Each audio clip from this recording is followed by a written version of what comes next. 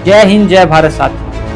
साथियों जरा सोचिए कि आपने कोई ऐसा अस्पताल देखा है जो सिर्फ कागजों तक ही सीमित है, ना मरीज, ना इमारत और ना ही इलाज, लेकिन कागजों में सब कुछ मौजूद है। जी हाँ साथियों, मैं बात कर रहा हूं मध्य प्रदेश के इंदौर शहर के खजराना गांव की, जहां पर कागजों में एक अस्पताल को मंजूरी दी गई, लेकिन वास्तविकता में अस्पताल खुला ही नहीं।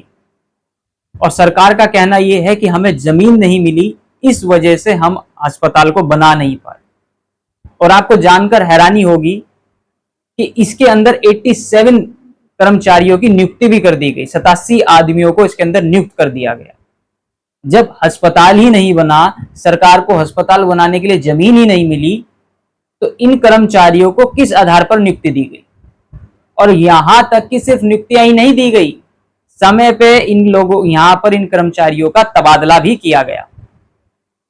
और जब सरकार अब इस मामले में घिर गई, फंसती हुई दिख रही है, तो सरकार ने कहा क्योंकि हमको लैंड नहीं मिला था, इसलिए हमने इन जो कर्मचारी थे इन्हें अन्य हॉस्पिटल्स के अंदर सेवाएं दे दी हैं कि आप वहां पर अपनी ड्यूटी कर सकते। लेकिन सवाल अब भी वहीं का वहीं ज्यों का त्यों है कि जब किसी अस्पताल को मंजूरी मिली, उसका कागजों में इंफ्रास्ट्रक्चर खड़ा कर दिया, उसके लिए आपने नियुक्तियां निकाली, नियुक्तियों पर लोगों को भरा गया, लोगों के तबादले आपने दिखाए गए, तो वास्तविकता में वो इमारत कहां है? मध्य प्रदेश की भारतीय जनता पार्टी की सरकार लोगों को किस हद तक आगे आकर बेवकूफ बनाने का काम कर रही है, इस मामले का यह खुलासा हम सबके सामने नजीर का काम है कि भारतीय जनता पार्टी किस हद तक जाकर जनता के अधिकारों का शोषण कर सकती है, हनन कर सकती है।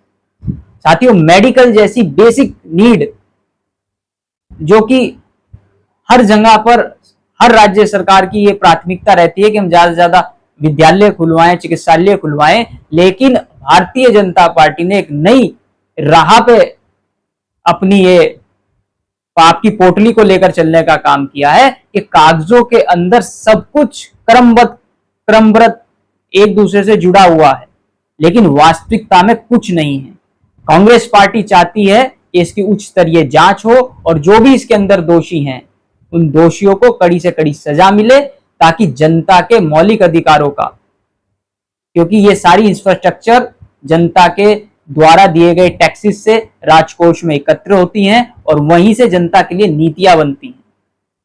और मैं तो कहना चाहूंगा इसके अंदर जो मंत्री तक लिप्त हैं उनको भी इस्तीफा देना चाहिए और उनके ऊपर कड़ी से कड़ी जांच हो और उन्हें कड़ी से कड़ी सजा मिले, ताकि नजीर बने और अन्य राज्यों के लिए भी कि जनता के पैसे से जनता की जेब में से जनता के पैसे को निकालकर जनता के साथ आप शोषण नहीं कर सकते।